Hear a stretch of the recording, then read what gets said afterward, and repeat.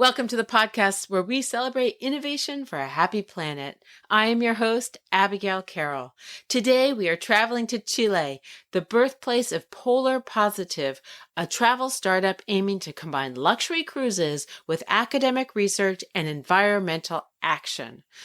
Polar Positive sustainable expedition cruises will aim to restore the whale population, amplify oceanic food production, and implement high-potential climate mitigation strategies. I had the incredible privilege of speaking to both co-founders last week, with a brief interruption of a 3.8 earthquake. Hugo Hinrichsen is a former Chilean Naval Commander, helicopter pilot, and business entrepreneur whose personal observations of the changing ecosystem over his lifetime inspired this project. His business partner is Jenn Bonilla, an American psychology PhD and biotech professional whose passion is to enable science to positively impact humanity. I love how two successful people from two different countries come together to transform the way people see the world. Let's hear it from them. Welcome to the podcast, Jenn and Hugo. Thank you. Glad to be here. Yeah, very, very excited to be here. Thank you. So Hugo, tell me what exactly inspired you to come up with Positive Polar? Yeah, well, I was working as a Navy officer in this icebreaker all of the time, and also other ships flying and sailing. And I was seeing how this scientists with very limited budget was trying to do a lot, right? They were asking me, oh, can you fly more? Can you sail more? Because they were so eager to make more and more science, but we were very limited in budget, right? And then when I start preparing my retirement and I decide to make my master in business in the most prestigious university in Chile and also start working as a private helicopter pilot, I did work for Russian oligarchs, for Turkish expeditions, for normal cruise expeditions, business with helicopters. I did realize that there was, and also my first experience in Antarctica was, okay, maybe you will edit because Jen don't like this part, but you will decide. My first mission was rescuing a cruise ship, right? If you're going to be on the boat, it's the best boat to be on. Yeah. And we take this guest inside our ship. It was called Achilles, and I was the first time that I realized how different these people was, because they were really educated people, wealthy people, that very curious about what we are doing, asking all of the time. That's why I said, why do we combine these wealthy, educated people to finance this science? Because I saw with my own eyes these two worlds of very limited science budgets, trying to do everything, and these wealthy people, educated, very curious, and eager to do something to help the planet. So I said to myself, why don't we just combine this and create this financial model where these wealthy people could finance this science of ocean restoration? So that was the core concept of our business. Yeah. I'll say a few words. I'm a passionate expedition cruiser, and it's well understood that traditional cruises have a bit of a reputation for being big polluters and potentially damaging some of these beautiful environments that we go to as passengers. And I myself, and I know some of my fellow passengers, have felt some guilt and shame for going to these places on cruise ships and feeling that they're so beautiful, these places, and yet we feel shame because maybe we harmed them by visiting them. And what Positive Polar aims to solve for is a way to travel to the Arctic and Antarctica and other incredible places without shame, but with pride, because there's a way to make a positive difference in these places while we're traveling. This is our core problem that we're solving for. Wow, love it. Anything to feel less guilty about learning and exploring the world. Can you give us some examples of what the changes are and how this is manifesting? I was so free playing outside in the snow with my friends, doing sledge races, playing with snow, in the ice skating in the lagoons and everything. And then in the summer, seeing the whales jumping in the Magellan Strait. It was so safe. It was really incredible to play outside. And then, so I decided, when I was having my own child and my family, I decided to, I want to show it to them what is this kind of life and these experiences, because it's so different, right? So when I did arrive there, my child's, in the winter, they spend most of the time inside the house. They didn't have this freedom that I did have, because most of the time it was raining instead of snowing, right? And snowing is you play outside, and raining you stay inside, right? So I was so shocked. And then I was also sailing and flying all around. I was the second in command of the icebreaker that we have. I was also in charge of the most southern helicopter station, rescue helicopter station that we have in the world, that is in Port Williams, the southern city of the world. So I did saw all of these changes, how dramatically was happening, because more close to the poles, you can see that more obviously, right? Yeah, for example, there are some fjords that we have. I did sail in that fjords when I was a child, and then you were passing through this same fjord, and you couldn't see that glacier anymore, for example, because it was melting, and you see only the plain rock, for example, right? There are a lot of glaciers there. It's a very common area of sailing, and now you can see only one instead of the 5 that you usually will see reaching the sea, right? Now there's only one that reached the sea. And of course, the winter now is mostly rain in Punta Arenas. You don't see this. And all this social structure in the people that was living in that place, they have lost these customs about having his own, sledge, having his own ice skating shoes because now the only place that you can do ice skating is in the mall. Now we have a mall. In the 80s, we didn't have a mall, but you can go there to Punta Arenas, and you can do ice skating and play ice hockey in the mall. I did play ice hockey in the natural lagoons when I was a child, right? So it has changed dramatically, and that's how it manifests, for example. Yeah. And we are going to show that. It was a very good question, because in our company, what we're going to do is show that, because because this route is is navigating, a lot of people has navigated a lot there. They have been taking pictures of these glaciers. So we can now with AI model how these glaciers has been, and we are going to show that glaciers that I have seen in my childhood, we are going to show that to our guests in the route that we are going to follow. Yeah. From Punta Arenas to Antarctica. I think what's really important here is the story that Hugo told, just to go back. It ends on a rather frightening note, right? And we talk about the climate crisis. One of the things that also inspires me so much about this company is myself personally, when I would hear about climate change, I really would tune out, because it's scary and you feel like as an individual, there's nothing you can do about it.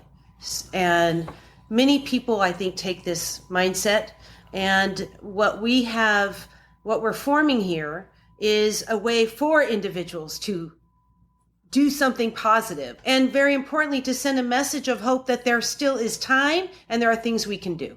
And that's really important, to come back to this climate anxiety that deeply affects children, adolescents, and adults, although adults probably have the same coping mechanism that I have, but just try to ignore it and hope the government figures it out.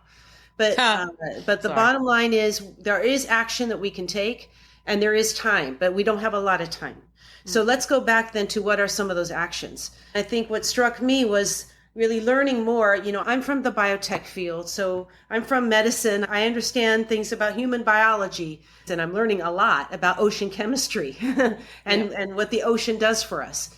And to learn how powerful the ocean is, of course, it controls our weather. It is the biggest contributor and the biggest possible contributor to solving this climate situation, but we're going to need to boost it given the way that we continue to emit at rates higher than what the ocean can manage. Let's just make it very simple. So one of those technologies is WhaleX. They're terrific people and what they're trying to do. We would like to also participate in advancing this ocean fertilization technology. Now, the further away you get from land, the less, iron there is in the ocean. And iron in particular, because it comes from the dust on the land, but iron in particular is one of multiple compounds, nitrogen, phosphorus, in different mixtures that need to be present in the ocean to support a particular process in the ocean called the bio pump. Biological pump. Biological pump. I say biopump. Biological pump.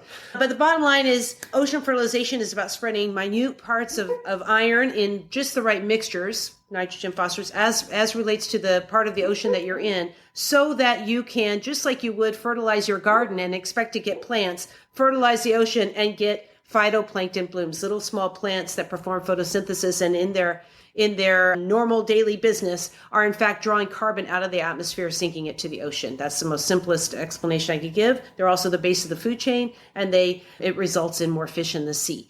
Now, that all sounds nice, but we need to be thoughtful in how we progress that, because there is concern that if you were to boost phytoplankton in parts of the ocean, might you in fact cause problems in other parts of the ocean? It's a system and the water is moving, and what might happen? Well, that's where I get very excited about participating, because we have the similar concerns when we're bringing a new medicine for the first time out of a lab into a human body. And the body's a system, and we can't predict what's going to happen. But we have ways, methods, frameworks for rapidly and responsibly advancing new technology. If we waited until we understood everything about the body before we allowed a medicine, we'd never have a cancer medicine. We'd never have a medicine for HIV. We have to move forward rapidly and responsibly, carefully taking measurements. This is where Positive Polar will support. We will take the measurements. We will be sure that we're doing things above board, public, and able for scientists and others to understand what impact we may be having and where it makes sense to scale or not, so that we can advance that technology and potentially others. That just happens to be the one that we're initially focused on. Yeah, and the good thing is that we have something that we can mimic, right? These are the whales, right? Because maybe in the human body we are trying to do something that is completely new. This is not the case here. In this case, we have these incredible creatures, the whales, that they did this circulation of nutrients, and this called the whale pump. And because of they did this, we can know exactly what mixture has to be done in this part of the ocean, because we have to just mimic what the whales feces, right? Because they eat very deep in the sea. Because of the pressure, they can only make these feces in the surface, and they fertilize the surface of the ocean, and they create this bloom of phytoplankton. And that was this scientist John Martin saw when he did go in the 80s to Antarctica, and he saw these seas that instead of being flourish of wildlife and everything, there was almost desert. There was still whales and everything, and that's how he get to this theory about give me a half tank of iron and I will give an ice age, because he realized that in the past there was much more wildlife there, much more whales circulating these nutrients, and because we almost catch them all, these nutrients were not a mixture. Because of this, there were not more whales to make this whale pump, and he make this statement. And that only with restoring the wildlife, we could get to the levels that we need to sink carbon as we need to in this industrial area, for example, right? So that is what we are trying to do, taking this example of whales and moving forward to finally restore the ocean. That's the first thing. Restore the ocean wildlife, restore the whales, and then subsequently we are going to have this carbon sinking that will help this situation that we are living. Yeah. So basically, if we had more whales, we wouldn't need to do this. Exactly. Probably not. Yeah, exactly. And you are just going to try to mimic that. It's a natural process. So I think well, it's not easy, of course, but we have the theory and we have to just go to make the test on the fields. Yeah. You want to restore biodiversity thanks to these artificial whale pumps. Well, the good thing about that is that we are intervening, as Jen was saying, the phytoplankton as the base of the food chain. So it's not that you are just boosting one species in particular. For example, I don't know, the krill or some particular species of whale. No, you are intervening in the base of the food chain. So everything will grow harmonically, right? Yeah. Because it's just the base of food chain. So those concerns are, it's good to have concerns of these maybe problems that could make. But if we said that we are going just to restore what was before there, and in places that we have going to test this before, they are deep, for example, we're going to make it in the high seas. We are not going to in the coastal areas. And mimicking the whales, I think, is the way to do it. Mimicking a natural process and intervening the base of the food chain, not a specific species. Yeah. Just so you know, we just had an earthquake here. The worker just came and went to the basement, and I was like, "What is that guy doing in the basement?" And then a text came through, and I just saw my aunt in Maine. In Maine? I was like, what is that noise? That is so crazy. We never have earthquakes here. This is so weird. I'm sorry. In your business plan, you talk about carbon credits as part of your revenue stream. Can you tell me a little bit about how that works and, who's buying up these carbon credits? This is one of our ambitions, is to have such an impact on carbon drawdown or removal from the atmosphere that can be measured reliably, verified by a third party, so that we could make available credits for sale and thereby bring more revenue into Positive Polar, which could allow us to further invest in science and technology development and making a virtuous cycle. This is not from day one, and it needs to be done properly. It is still a question exactly how to measure those credits. However, we do have a model out there, someone who's paving the way, another company, Gigablue, and they have done some very attractive, I would say, deals, although those terms are not public. But you can expect that large corporate players such as Microsoft, Google, anyone running a large data center is using a lot of energy. And one of the ways that they try to offset that incredible energy that they're using to, again, power humanity forward, you could say, right, is to invest through carbon credits into businesses, right, that are actually doing something on the other side of that energy equation, in our case, trying to pull carbon out of the atmosphere. So that is considered for us an ambition, that we could have that kind of a impact that could be properly measured. Again, it seems like you can with ocean fertilization, but this is why we need to get out there in the ocean, do the work properly, and with the right scientists and engineers to make sure it's properly measured.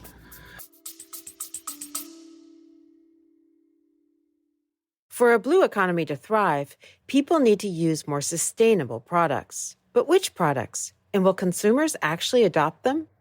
Innovators like you are hustling to figure this out. Spark number 9 can tell you if there's demand for your product. Spark markets your product before it's built using online advertising so you launch smarter. Have a big idea? Vet it with Spark before you build. Visit Spark online at www.sparkno9.com or find them on LinkedIn. Yeah, but also one thing I want to add is that our financial model does not depend on these carbon credits. And that is so important. Yeah. We are not a company that is dependent on this. Yeah. Because our financial model is based on our guests.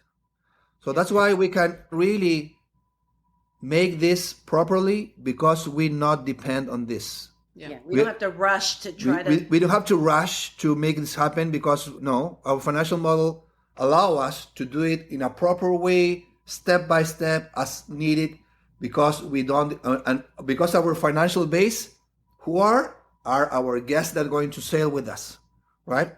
They are going to provide us this, and we are going to 5% of our revenue. We are going to dedicate it to this, right? To this investigation, right? So it's different from other companies because our financial model is much more broad. It's not depending on one philanthropist or a state or a big company. No, it will be hopefully more and more people. Why? Because this, if we are successful, more cruises will be better for the environment. More expedition cruises like us will be better and not worse. And can you imagine going to a lot of people, knowing these places, to Antarctica, and not be only one exclusive thing? That's what I want. That's my dream. To more people to know this incredible continent, also the Arctic. Svalbard, for example, that is an incredible island. It's also under an international agreement. I want people to know this, to know these places, because they are places of peace, of understanding, right? Of freedom. And that's what we are. We are freedom providers. Why? Because we are taking out this anxiety of people, right? So that is the one important thing of our model. We don't depend on these big companies, states, or philanthropists. Well, I think you segued perfectly to my next question. I want to know, what's the user experience here? I sign up for a positive polar expedition. You've got all this science going on. Tell me about what that's going to feel like for the people who sign up for this cruise. Well, I'm excited because I think what we're going to offer is a distinctive itineraries that really draw on Hugo's experience in traveling in these places with the Navy, as well as the incredible cruise experts and expedition experts that we've partnered with. So we'll have distinctive itineraries also consistent with our thesis of really mimicking whales. So we will be very focused on where whales go, where they thrive, and where there's important work to be done to better understand their impact on the ecosystem and how we further support their continued reproduction. So that's going to be super fun for guests because whales are incredibly charismatic and incredible to spend time with. We also have worked with our scientist partners to develop a program not only of robust, rigorous, true science research that advances critical questions and will be published in top-tier journals, but also a guest partnership program. So for guests who wish to participate, there'll be opportunities. Of course, we'll also follow what is increasingly common in the cruise industry with citizen science. I've participated in that on different cruises. It's really fun and it's valuable data. And we will offer those as well. But there'll also be some deeper experiences if you have an interest in participating with the whale scientists, really working as an assistant to them for the day. Or perhaps you have an engineering background and you want to spend, or a chemistry background and you want to spend the day with the oceanographers, looking at data, gathering samples, doing different things with that. Or you can just travel with us and not do any of that. Go out, see the penguins, go out, see the whales, and then come back to the ship that has terrific bars, lounges, karaoke, lots of fun things to do, lots of places to relax, a spa, hot tubs, all of those nice things that you might expect on a nice ship. So you can choose to participate and still feel great about your impact, because 5% of the price that you paid just went to go support that critical science on the ship that's happening. Yeah. You mentioned in your pitch document that you're using carbon neutral fuel. What is that? Yes, yeah, that's something that is developing right now in Chile. I'm very excited because we'll be ready when we are going to start sailing in next year, hopefully. It's a carbon neutral fuel based on the, they take the water from the fjords that I explained to you in the southern part of Patagonia, in Punta Arenas, and we also have a lot of wind there, a lot of wind. So with wind turbines, they separate the hydrogen of the oxygen from the water, and they also capture the carbon from the atmosphere. They combine this hydrogen with the carbon taken from the atmosphere, and they create this synthetic fuel that is just like normal fuel. So yeah, we are going to burn that fuel, yes, but that fuel is carbon neutral because it was not taken from the deep part it's not of the fossil earth, right? It's not oil. It's created synthetically. That's why we call Wow. it synthetic fuel. Yeah, so we are so excited with that. There was a news that I have like 3 months ago. So it's very good. And also we are going to have a reactor that is based on limestone that will capture 95% of our emissions of CO2. So it's not only that we are going to use carbon neutral fuel when available, is that also we are going to capture 95% of the CO2 with this reactor, this use limestone, and then this limestone can be used for strong construction, for example. So there's a lot of technology that I want to apply on the ship. This is a multi-purpose ship, and well, we can talk more about the ship, but that's the good thing about my background. I have worked also in amphibious assault ships that are really multi-purpose ships. So I know how we can, do all of these things at the same time and properly and multiplying itself, right? Yeah. It's not 1 plus 1, 1.5. No, here will be 1 plus 1 will be 3, 4, 5, right? Because they are getting together. They are multiplying itself, right? Yeah. And you'll be a role model, I think, for some of these other, like the Viking cruises and everything. So if you come out with a better solution, others are going to have to follow. Well, we'd love to be the test bed for those solutions in making them scalable and possible for the ships that they run, right? Because as Hugo said, our ships will be distinctive in some ways because they are created and allow for this technology development, and typical cruise ships do not. They're fully optimized for passengers. So as we think about and advance this technology, we want to make sure that we're finding ways that it could scale to other ships. It shouldn't just be positive polar to have the global impact we need. We do want to see other cruise ships, and that means we're going to have to figure out how to make some of these things workable on ships that have less space to actually deploy the technology than we'll have as we're developing it. Well, I was an oyster farmer for a decade here in Maine, and we developed these oyster farm tours, and they were wildly popular. People wanted to come out in January. I was like, no, I'm not taking you out in January because I have to shuck oysters. I mean, that's miserable.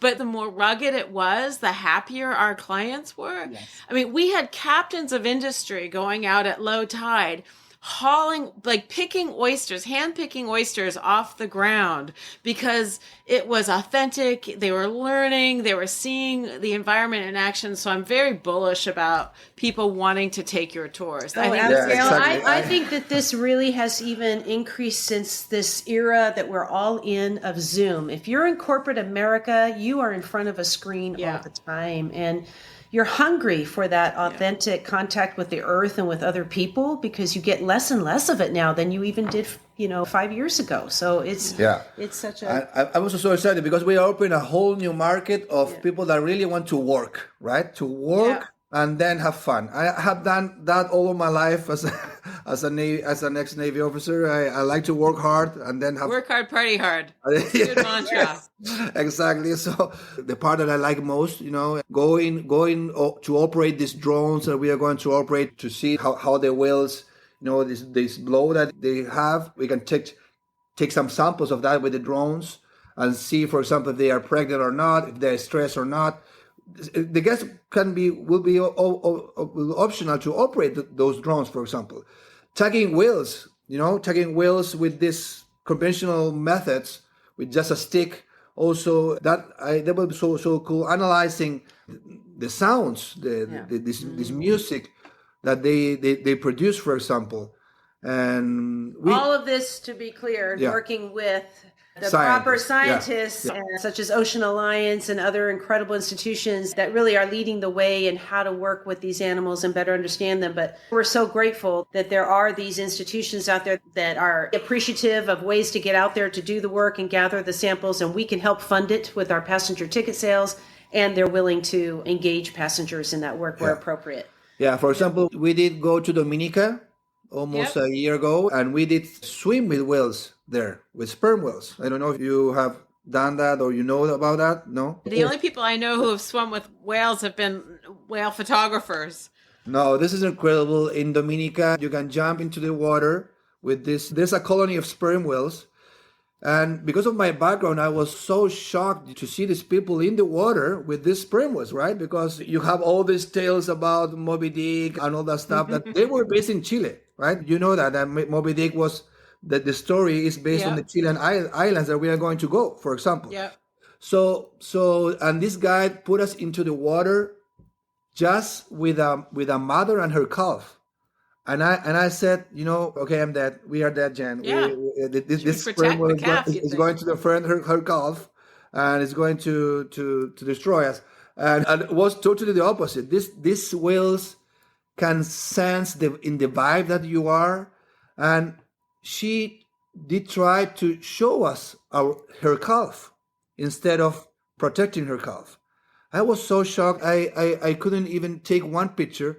Then we have another encounter, and I take all of the pictures. But with this first encounter was so genuine, so like connected with nature, and I want that also in some other places that also there are sperm whales colonies, as Mocha Island, where was inspired Moby Dick, for example, in Chile. I have been there with flying with the helicopter and everything, and I know that there's a lot of sperm whales there, so we can recreate this kind of interactions with whales in the future in some other places. It's not only Dominica. We're going to go to Dominica also, right? Because when we change poles, when we go from Antarctica to Svalbard, we have to go north, and we are going to do it through the Chilean fjords, through this island that I'm telling you from Chile, through the Panama Canal, through Dominica, through Azores, and then we are going to reach. So all of the places that we are going to go are going to be related very deeply with whales, and hopefully we will have interactions, not for everyone, because not everyone will want to jump into the water, or maybe it's too cold, or it's too much for them, but for the people that want it could be possible, and a lot of other interactions, hearing them, that they have some kind of language, they are studying that. I've been hearing about that. Amazing. Yeah. So our idea is to cooperate in all of that senses, Amazing. How long would that take to get from the Antarctica to the Arctic? Yeah, it's like 1 month between doing all of the trips. It's going to be different trips, right? You have a trip of 14 days between Ushuaia and Valparaiso, for example. Then you have another trip from Valparaiso to Panama. That will be like another 12 days, something like that. Yeah. Then Panama to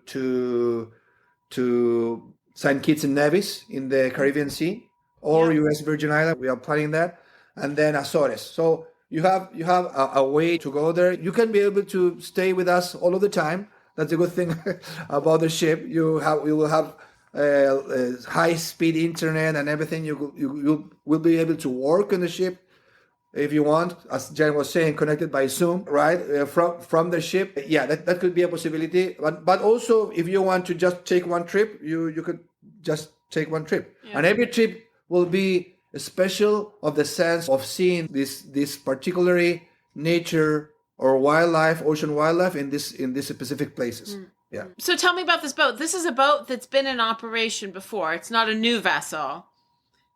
So Tell me about it. Exactly. The ship is already chartered, fully booked. The guests love it. We don't want to say the name of the ship right now. Okay. It could be a surprise. I think it's better. But it's fully booked. It's operational and everything. But as I said, these cruise lines, and it's obvious why they don't see this opportunity, because they don't have our background, right? Yeah. Our background, they don't have the specialty of science development that has Jen. They don't have this multi-purpose, knowledge that I have about ships. And this ship has this incredible space that is unused, and we are going to put it into use. But it's a ship that guests love it. It's fully booked for Antarctica this season, and also for the Arctic 2025. Yes. Yeah.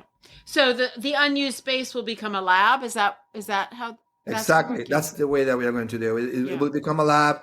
It will become a space for nutrients, because nutrients has to be stored somewhere, right? So it's going to be that kind of things. Yes. Yeah.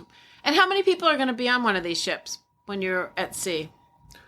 Yeah, the maximum that is allowed for Antarctica and the Arctic is 200. So Beautiful. yeah, that not no more than 200, and hopefully always 200. Yeah, we expect. That's the passengers.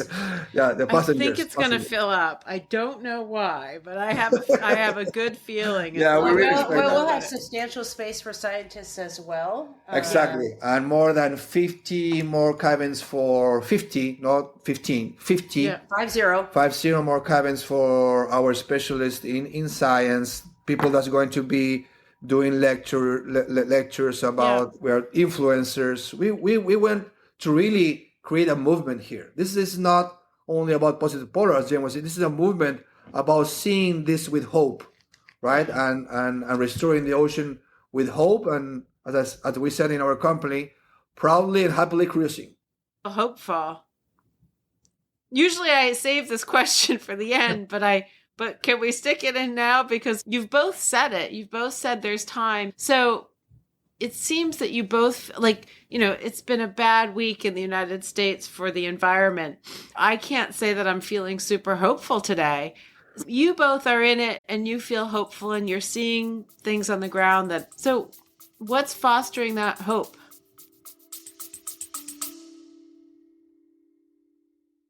Listeners may remember Patrick Breeding, who was on our show last year to talk about Marin Skincare and its clinically proven formula that uses glycoproteins from Maine lobsters to treat eczema and dry, damaged skin. This company has since become wildly successful with this lobster lotion, and Patrick is inviting listeners to a 20% discount on their products by using the coupon code HAPPYPLANET on their website, marinskincare.com. I use this product myself, and I highly recommend it.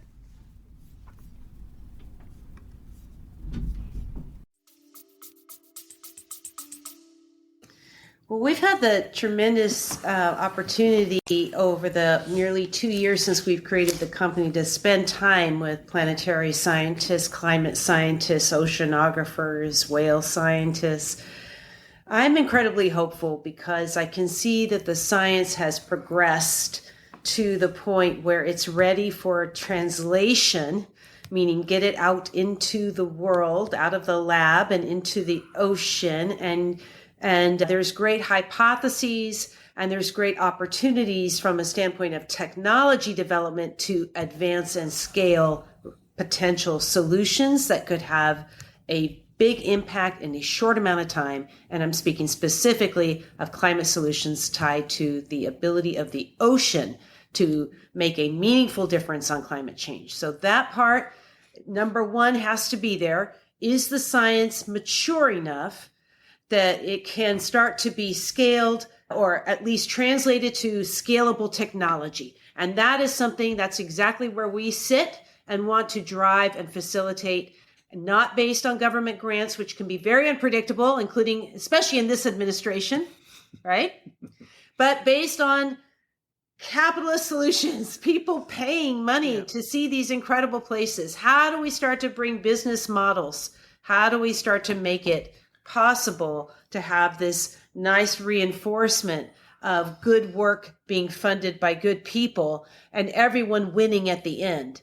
And this is the model I'm familiar with from being a drug developer and a drug marketer, and knowing that our government does a terrific job and has in funding basic science, but ultimately to get something from basic science into a medicine that you take, it has required capitalism. It just has not happened otherwise. And that is something that we know can make things happen faster. And we're excited to participate in that. So yes, it's because the science seems mature. It's because we and others are bringing these kinds of capitalist-based solutions that we think can advance us. It does not let the government off the hook at all, but it allows some things to progress faster, and we need it faster because all the signs are that we're not there yet, but we are in a potential risk of hitting some tipping points on the earth that are very difficult to turn around. Yeah. But we're not there yet, and so there's time. Yeah, what brings hope to me is that I see it very simple. It's like just like if you have arrived to a home and your backyard is destroyed because the previous owner has, for example, a lot of dogs, right? And they just destroy all the backyard, and you love flowers and you love to have all kind of animals there, and you just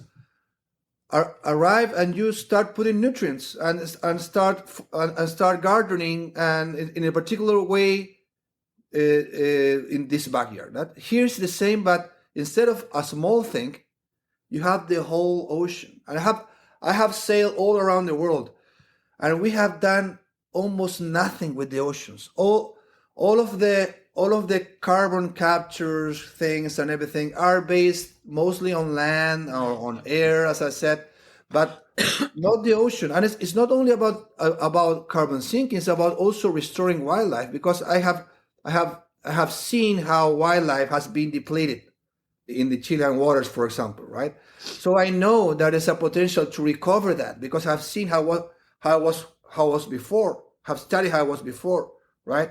So we have this really incredible ally that are whales, that we can be so connected with them, right? As a human species, whales really talk to us. It's incredible how they talk to us. So I think that we have everything to move this forward. We have an icon. That is the whales. We have this icon. We have the technology. We have the platforms to do it.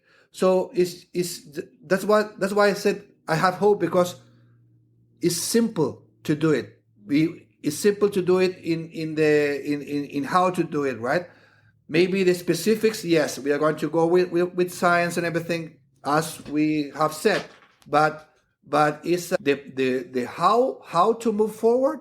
I think it's very understandable for everyone, because we have an icon, is the whales, and because we have this huge, incredible backyard that is the ocean, and we can really scale this, as Jenn was saying, to really make us, the human species, connect us with nature, and that will be with the ocean, right? So me coming from a family of sailors from centuries, I love that. I think that we need that, and when we are going to start this movement, I think that it will provide us happiness, proud, and hope to hopefully almost all of the world. This is not only about Western society; it's also about the whole world. We are cooperating into the whole world. Yes. We'll just intend to build, through the people traveling on our ship and others, a global community that will really apply their resources, their talents, maybe their influence to advancing, ocean climate solutions, or just get closer, right, to the life that is in the ocean, and just better recognizing the importance of that for all of humanity. We look forward to our ship also being a platform for ambassadors, to build ambassadors. Yeah, and let me finish with one thing, and why I think that this science has not thrilled before. Because you don't love what you don't see. And that's exactly what we are doing. We are putting these guests, normal people, wealthy people, educated people, that will go and see this, right? And because you are going to see this, you are going to smell this, you are going to feel it, you will love it. And that's how we think that this is going to boost, combining the human experience with the science, because it's the only way that you will love it. You don't love what you don't see. You love only what you see, what you feel, what you smell, So that's what we are going to do. We are going to put the guest and see in how this science is developed, right, and how this restoration is developed. So that's why I have hope, because no one has done that before, and we are going to do it. Yeah. Beautiful. It's going to take money. So tell me about the money situation. Yeah, we are raising only $4 million. We have already raised in the pre-seed $500,000 for 3% of the company. And we expect to start in May 2026 going to the Arctic. It's a more efficient way because the ships are in Europe. So we have to be fast. So yeah, thank you for the question, because we are open now for partners. We need investors right now. We are ready to launch. As Jen was saying, we have the team, we have the platform, we have the knowledge, we have everything to launch. Yes.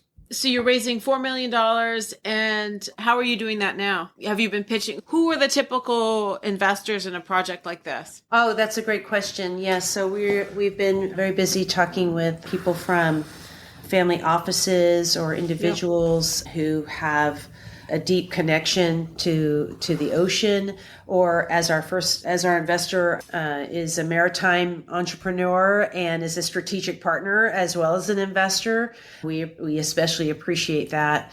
But yes, it tends to be like that because it's just as a very nice cash flow business. And so for those kinds of folks that either have a passion for the ocean restoration, the climate agenda, for whales, or just want another nice, very predictable cash flow return, our business fits very nicely into those portfolios.